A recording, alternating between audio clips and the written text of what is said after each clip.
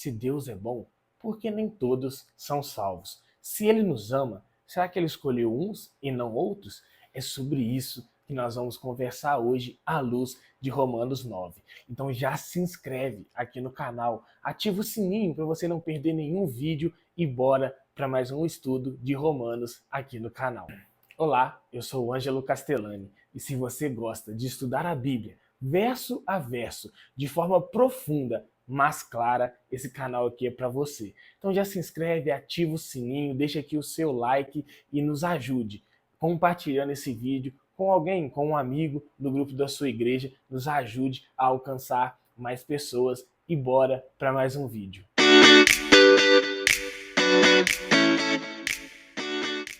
Antes de explicar a soberania de Deus, Paulo vai mostrar que esse conhecimento não endureceu o seu coração. Pelo contrário, ele sente intensa dor por aqueles que rejeitam a fé, que rejeitam o Messias. É isso que a gente vai ver a partir do versículo 1 de Romanos 9. Acompanha aí comigo. Digo a verdade em Cristo, não minto, e a minha consciência confirma isso por meio do Espírito Santo.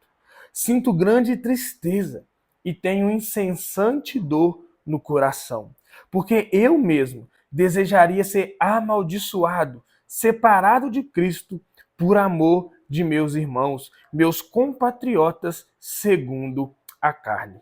Então a gente vê aqui Paulo abrindo seu coração, dizendo uma verdade que ele sentia uma dor intensa pelos seus compatriotas. O que ele está falando? Paulo ele está falando dos judeus, ele está falando daqueles que são descendência física de Abraão, aquele povo ao qual ele também pertencia e que muitos deles, talvez a sua maioria, rejeitou o Messias. E Paulo está falando que por causa disso, sabendo que os seus irmãos compatriotas rejeitaram a Cristo, rejeitaram a verdade de Deus, negaram a fé, Paulo se entristece, Paulo sente dor, Paulo ele está aqui abrindo o seu coração e mostrando que ele desejaria ser separado de Cristo, amaldiçoado por amor dos seus compatriotas. Ou seja, Paulo amava tanto o seu povo, tanto a sua nação, que por amor deles, para que eles alcançassem a fé em Jesus, Paulo abriria mão da sua fé. É basicamente isso que ele está falando. Mas, infelizmente, muito daqueles povos não foram alcançados pela fé. E aí Paulo ele vai começar a mostrar quem era esse povo. Ele vai começar a mostrar para aquela igreja quem são os judeus e lembrar aqueles judeus daquela igreja sobre quem eles são. Olha o versículo 4. São israelitas, a eles pertencem a adoção, assim como a glória, as alianças, a promulgação da lei, o culto e as promessas. Deles são os patriarcas e também deles descende o Cristo, segundo a carne, o qual é sobre todos, Deus bendito para sempre.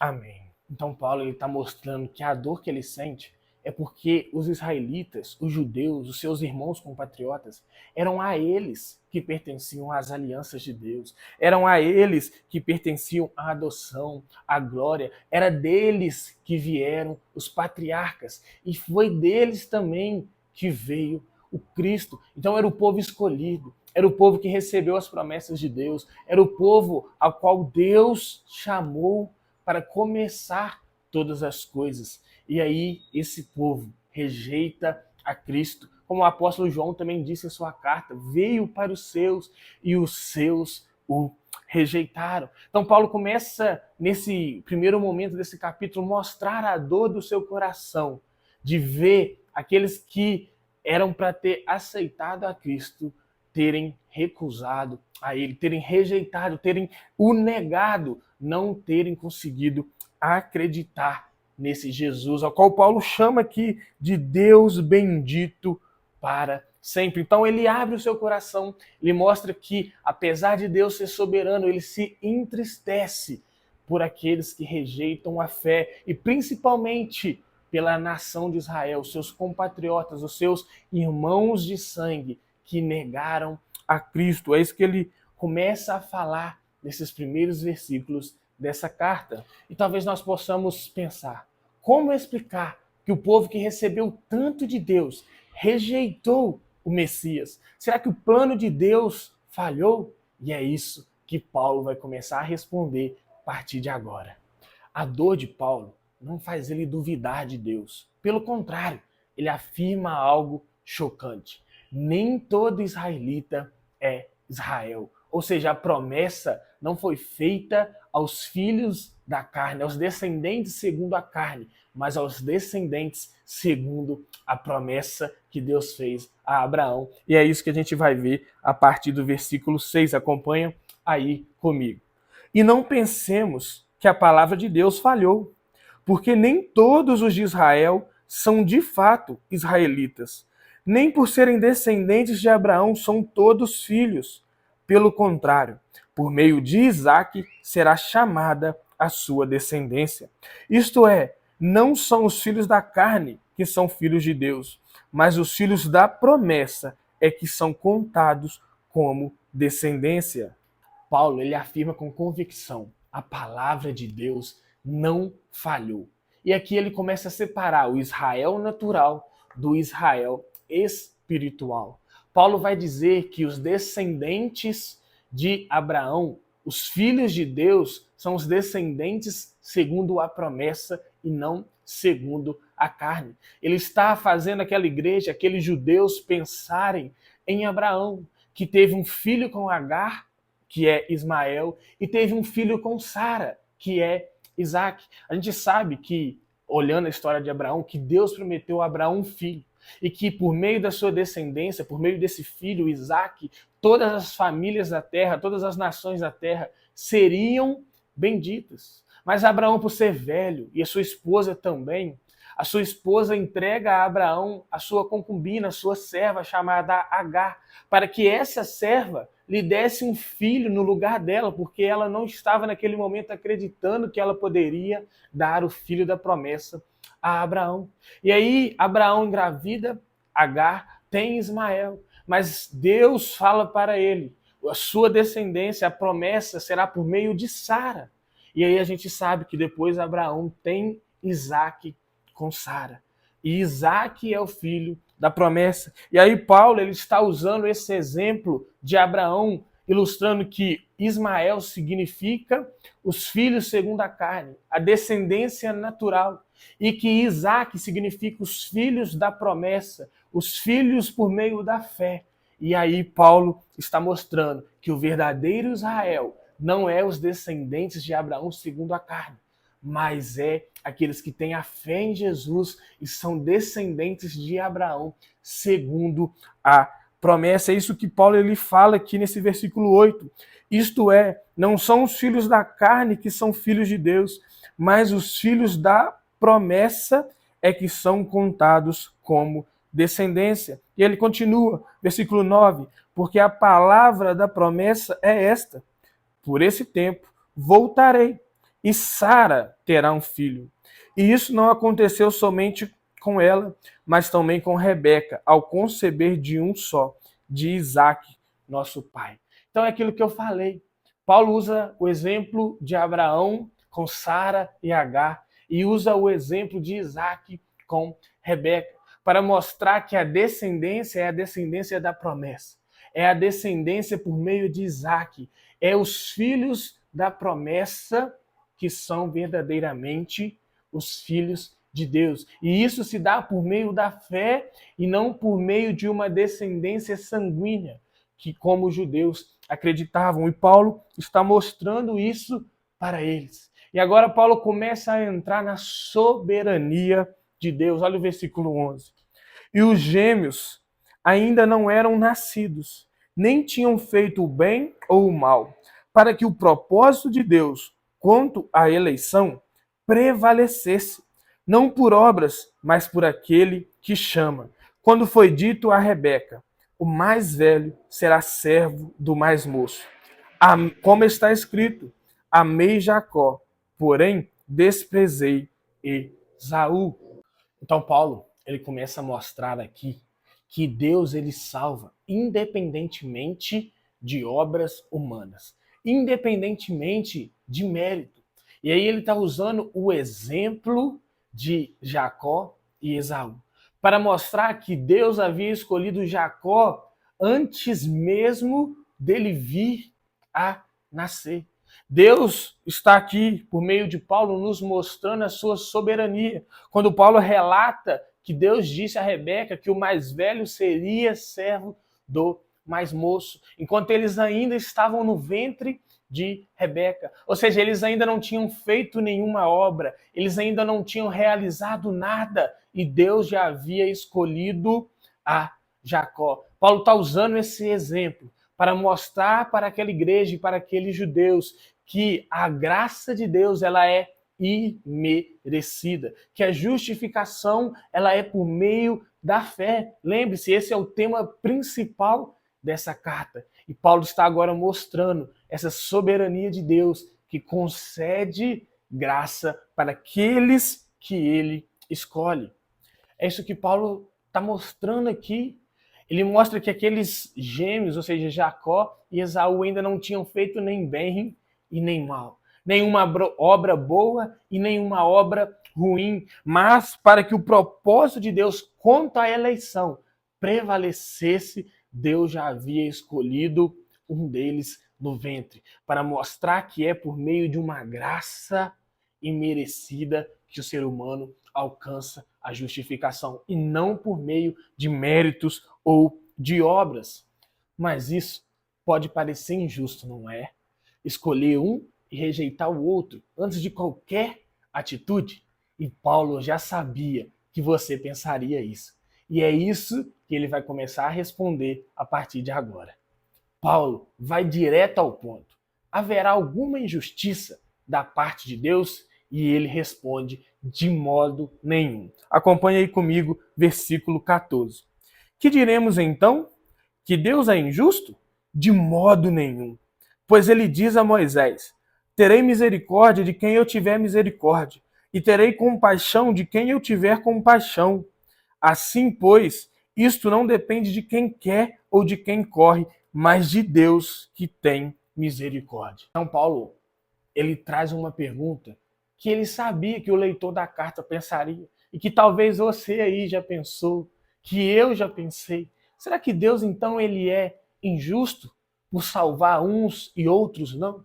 E para a gente entender isso, a gente precisa voltar um pouquinho. Lembra do capítulo 1, 2 e 3, onde a gente viu Paulo mostrando que todo ser humano ele está debaixo do pecado? Todo ser humano pecou e está longe de Deus, e que a condenação do pecado é a separação total do ser humano de Deus. Ou seja, nós nascemos em pecado e por causa do pecado nós estamos condenados a estar longe de Deus, condenados a passar a eternidade sem Deus. Esse é o justo juízo de Deus sobre todos os seres humanos, porque nós pecamos e o nosso pecado nos faz merecer a condenação. Então, quando Deus ele salva alguém, quando Deus ele justifica alguém, Deus está dando uma graça imerecida a essas pessoas que ele salvou. E é isso que Paulo ele está falando. Será que Deus então é injusto por fazer isso? E ele responde: de modo nenhum, porque Deus pode ter misericórdia de quem ele quiser ter. É isso que Paulo está falando aqui. Olha, Deus é soberano e ele pode ter misericórdia de quem ele quiser ter. E isso não depende de nós, seres humanos. É isso que ele está dizendo. Não depende do que a gente faz, não depende do que a gente não faz, só depende de Deus querer ter misericórdia de nós. Paulo está mostrando que não tem nada que o ser humano possa fazer para merecer a misericórdia de Deus. Lembre-se, o assunto principal dessa carta é a justificação por meio da fé e não por meio das obras. E Paulo está mostrando para aquela igreja, para aqueles judeus, que eles não podem fazer nada para merecer a salvação. Pelo contrário, o que eles merecem, o que os seres humanos merecem é a condenação. Mas Deus, soberano, pode ter misericórdia de quem ele quiser ter. E daqueles que ele tiver misericórdia, ele irá salvar justificar e glorificar. É isso que Paulo ele está falando, ele continua ali o versículo 17. Porque a Escritura diz a Faraó: foi para isto mesmo que eu levantei, para mostrar em você o meu poder e para que o meu nome seja anunciado em toda a terra. Logo, Deus tem misericórdia de quem quer e também endurece a quem ele quer. Então Paulo agora ele volta lá atrás em Moisés e ele lembra aquela igreja de Faraó. Fala que Deus levantou o Faraó para mostrar em Faraó o seu poder. E que aqui Paulo diz no versículo 18 que Deus endurece o coração de quem ele quer e que ele tem misericórdia de quem ele quer. Você lembra lá no início dessa carta, lá no capítulo 1, quando a gente viu que Deus entrega aos pecadores, aos seus desejos pecaminosos, porque eles rejeitaram a Deus. Então, quando Paulo está mostrando aqui que Deus endureceu o coração de Faraó, é que simplesmente Deus deixou ele em seu pecado. Faraó rejeitou a Deus, Faraó viveu uma vida longe de Deus, viveu uma vida pautada em seus próprios prazeres. E aí, como a gente viu em Romanos 1, Deus o entregou às suas impurezas, o entregou ao seu coração pecaminoso. E isso endurece o coração de Faraó. E Deus usa da sua soberania, do seu poder, para, por meio de Faraó, glorificar o seu nome, mostrar o seu poder para toda a terra. É isso que Paulo ele está nos mostrando aqui, que Deus tem misericórdia de quem ele quer ter e ele endurece o coração de quem ele quiser endurecer. Paulo, ao relatar isso, ele não está querendo colocar medo nos seus leitores. Pelo contrário, ele está querendo mostrar que a obra da salvação é Deus quem faz e garante. Lembra no capítulo 8, onde a gente viu que Deus, aqueles que Deus de antemão conheceu, esses ele predestinou, e aos que predestinou, chamou, aos que chamou, justificou, aos que justificou, glorificou. Ou seja, Paulo está mostrando aqui para os seus leitores, para aquela igreja, que aquele que começou a boa obra, ele é fiel para completá-lo. E que a nossa esperança está nesse Deus que nos escolheu antes da fundação do mundo. E que é Ele que nos salva. Está nesse Deus que escolheu ter misericórdia de nós, para nos salvar, para nos redimir, para nos resgatar e fazer de nós um povo santo e separado para a glória do seu nome. Eu sei que esse capítulo, essa parte da Bíblia pode parecer desconfortante, mas a verdade é que Deus não esconde a sua palavra só para ser mais simpático. Ele nos confronta a todo tempo com a sua verdade. E se você quer continuar crescendo na sua fé, quer continuar conhecendo mais sobre Deus, quer continuar estudando a Bíblia verso a verso, eu quero te convidar. Se inscreve aqui no canal. Ativa o sininho para você não perder nenhum vídeo. Deixa aqui o seu like, deixa um comentário do que Deus já falou com você até esse momento desse vídeo. A sua opinião, o seu comentário é muito importante para nós. E nos ajude a alcançar mais pessoas. Compartilhe esse vídeo com um amigo, com alguém da sua igreja. Isso vai ajudar a gente a alcançar mais pessoas e enraizar a fé delas em Cristo Jesus. Mas eu quero te fazer refletir. Se Deus endurece a quem Ele quer e tem misericórdia de quem Ele quer, como Ele ainda pode julgar o ser humano? Quem é o vaso para reclamar do obreiro? São essas perguntas que Paulo vai encarar de frente na parte final desse capítulo. E eu te convido a estudar a parte 2 desse capítulo comigo, quarta-feira, às 19 horas, aqui no canal. Então não perde, já ativa o sininho para você não perder esse vídeo. Quarta-feira eu tenho certeza que vai tocar profundamente você. Eu vou ficando por aqui e te espero quarta-feira aqui no canal.